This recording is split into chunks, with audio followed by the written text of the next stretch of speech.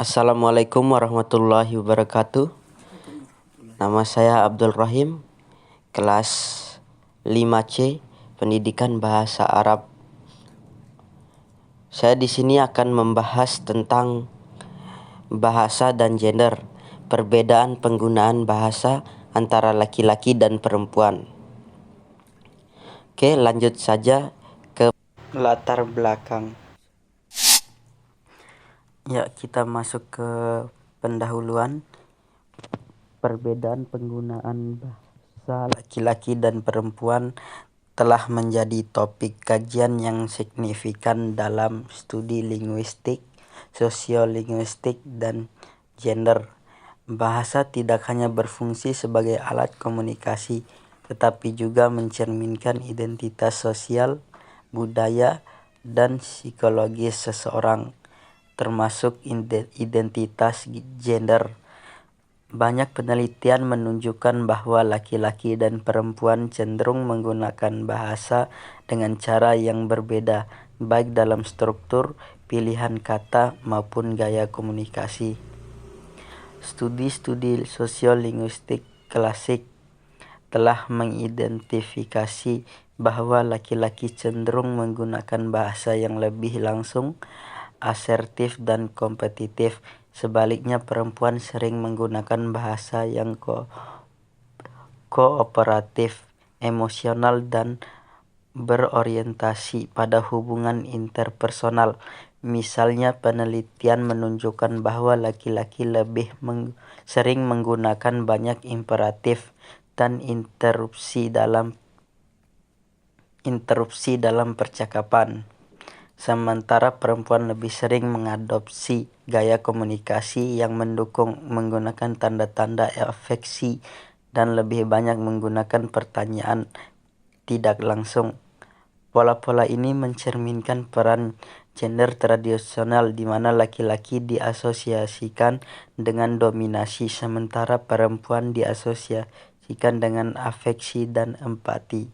Selain itu, perbedaan penggunaan bahasa ini juga terlihat dalam konteks sosial yang lebih luas, termasuk lingkungan. Dalam banyak kasus, perempuan seringkali diharapkan untuk menggunakan bahasa yang lebih halus dan sopan, sedangkan laki-laki seringkali mendapatkan kebebasan untuk menggunakan gaya komunikasi yang lebih lugas atau keras. Pola-pola ini dapat memperkuat stereotip gender dalam masyarakat dan berpotensi memengaruhi dinamika kekuasaan serta partisipasi dalam diskusi dan pengambilan keputusan. Yang pertama yaitu perbedaan gender dalam pemilihan topik. Setiap penutur, baik pria maupun wanita, memiliki keahliannya dalam berbicara, terutama topik yang dikuasainya. Topik merupakan subjek yang dibahas di dalam percakapan. Para pria dapat berbicara sangat fasih tentang topik yang kompetitif, seperti tentang olahraga dan politik. Sementara itu, para wanita yang lebih kooperatif lebih suka membahas topik seputaran kehidupan keluarga. Hal ini menunjukkan bahwa wanita lebih terbuka terhadap perasaannya, sedangkan para pria lebih memilih topik yang menutupi perasaannya. Melalui penelitian pada para pekerja di Inggris mengungkapkan bahwa laki-laki dalam lingkungannya lebih banyak berbicara tentang pekerjaan, kemudian olahraga, dan tidak pernah membahas tentang istrinya atau keluarganya. Sementara itu, para perempuan juga membicarakan tentang pekerjaan-pekerjaan mereka. Hanya saja pekerjaan yang dibicarakan tersebut seputaran pekerjaan rumah dan kemudian tentang keluarganya. Di samping itu, mendapatkan bahwa penutur perempuan dan penutur laki-laki memiliki bahasa yang berbeda karena asuhan, kedudukan, dan peran mereka dalam masyarakat jelas berbeda. Adapun contohnya sebagai berikut. Dari dialog di atas sangat jelas menunjukkan bahwa topik yang dibicarakan laki-laki adalah seputaran bola dan sedikit politik. Hal ini disebabkan oleh kebiasaan sehari-hari mereka bermain bola, sehingga mereka memperhatikan perkembangan sepak bola baik di Indonesia maupun di mancanegara. Oleh sebab itu, topik olahraga sangat dianggap menarik untuk diperbincangkan meskipun hal-hal yang dibahas hanyalah tentang kekecewaan terhadap tim yang didukungnya. Selanjutnya yang kedua yaitu perbedaan gender dalam pemilihan ucapan. Dibagi menjadi 3. Yang pertama yaitu perbedaan pengucapan dan intonasi. Penelitian di Inggris menunjukkan bahwa para wanita mengucapkan bahasa Inggris standar untuk beberapa ucapan seperti T dan R diucapkan dengan lebih mudah oleh para wanita di sana. Oleh karena itu, pengucapan para wanita lebih jelas dari para pria.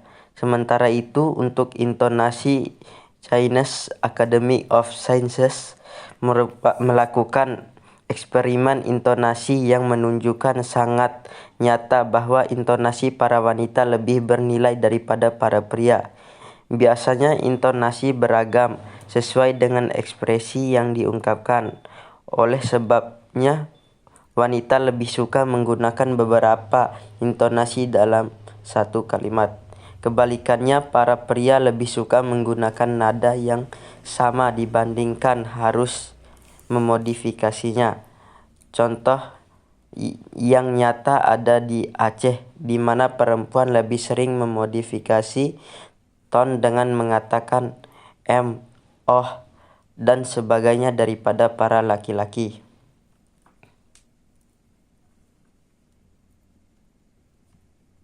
Adapun contohnya sebagai berikut.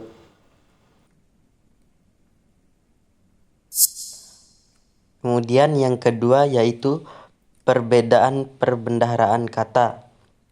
Bahasa yang dimiliki oleh setiap penutur merupakan hasil dari pengaruh lingkungan ia berbahasa.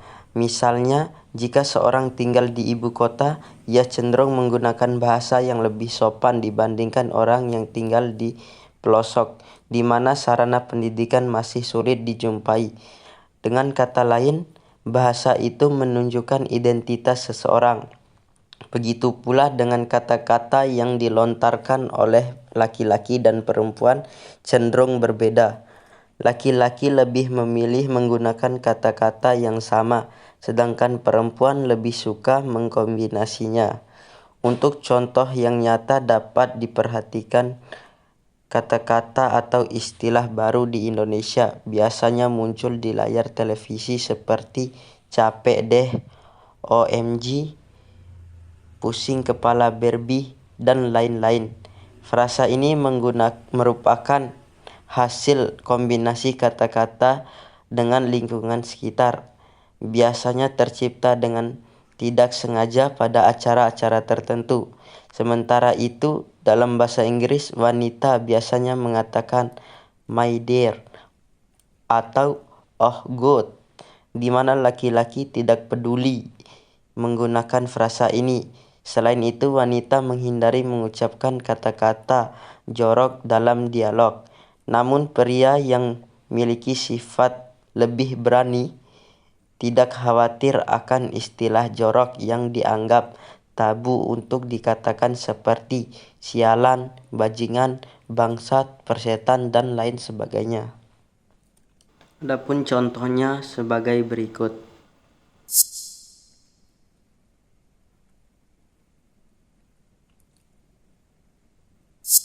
Kemudian yang ketiga yaitu perbedaan sintaks.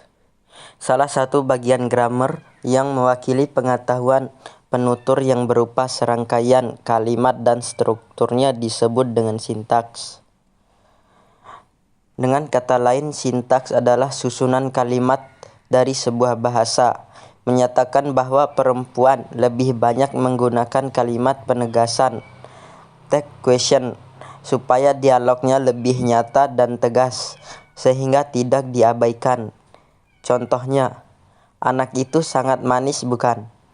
Sedangkan pada laki-laki kalimat seperti itu tidak familiar digunakan. Kalaupun laki-laki ingin mengatakan hal yang sama, mereka lebih suka mengatakan anak itu sangat manis.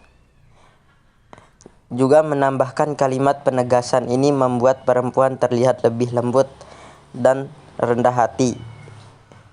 Kalimat penegasan ini menggambarkan ketidakyakinan si penutur pada pandangan melalui kalimat yang diucapkan, sementara laki-laki itu terbuka dan tidak peduli terhadap pandangannya dan orang lain.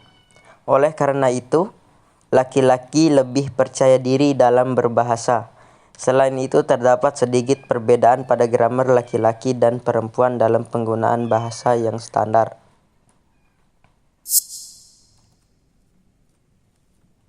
Selanjutnya, yang ketiga, yaitu gaya percakapan.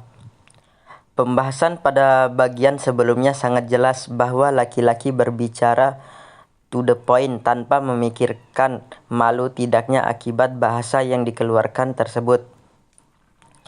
Selain itu, mereka juga berbicara dengan gaya yang langsung pada poin-poin yang ingin disampaikan, tanpa dia bertele-tele ngomongnya, langsung pada intinya saja. Mereka tidak beranggapan bahwa bahasa yang dikeluarkan itu layak atau tidak. Sementara para perempuan yang sifatnya malu tidak merasa bebas dalam penggunaan bahasa. Perempuan cenderung menggunakan gaya tidak langsung, di mana apa yang ingin disampaikannya tidak langsung diungkapkan. Biasanya mereka melalui basa-basi terlebih dahulu sebelum menuju pokok pembahasan.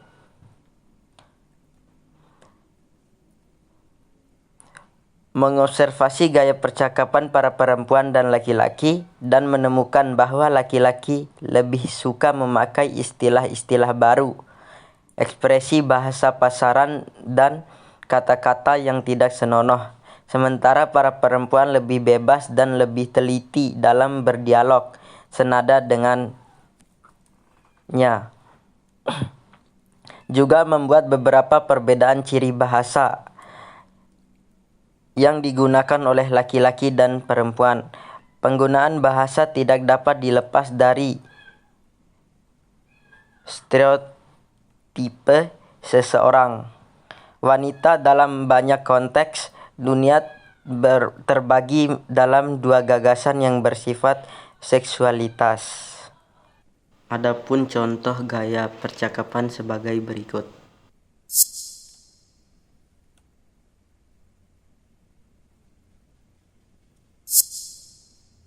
Kemudian yang terakhir yaitu dominasi percakapan. Ketika berkomunikasi dengan seseorang, kita menyadari bahwa ada saat-saat di mana kita harus berbicara. Terkadang ini seperti suatu pola di mana setiap penutur memiliki gilirannya dalam berbicara. Misalnya penutur A yang memulai dialog terlebih dahulu. Setelah si A selesai mengatakan apa yang ada di dalam pikirannya, biasanya percakapan dilanjutkan oleh si B.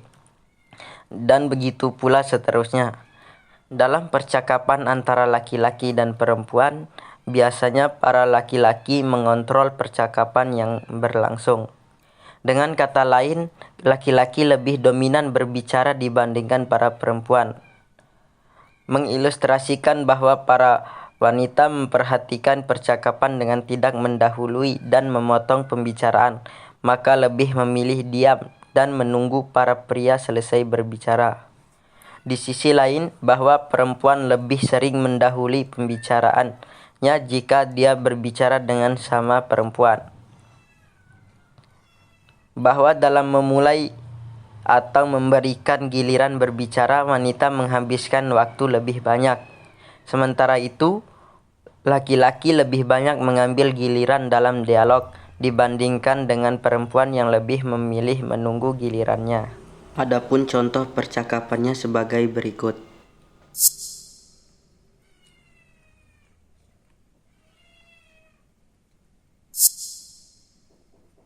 Jadi kesimpulannya yaitu terdapat perbedaan yang signifikan baik dalam pemilihan topik, ucapan gaya bahasa, dan dominasi percakapan dalam kumpulan percakapan antara laki-laki dan perempuan.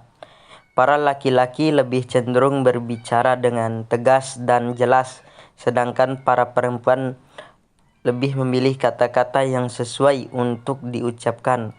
Hal ini yang membuat perbedaan bahasa laki-laki dan perempuan. Di samping itu, karakter bahasa sangat dipengaruhi oleh lingkungan sekitar, di mana laki-laki dan perempuan bergaul di lingkungan yang berbeda-beda. Oleh karena itu, bahasa yang dimiliki para lelaki dan perempuan jelas berbeda, karena perkembangan bahasa sangat dipengaruhi oleh kehidupan sosial.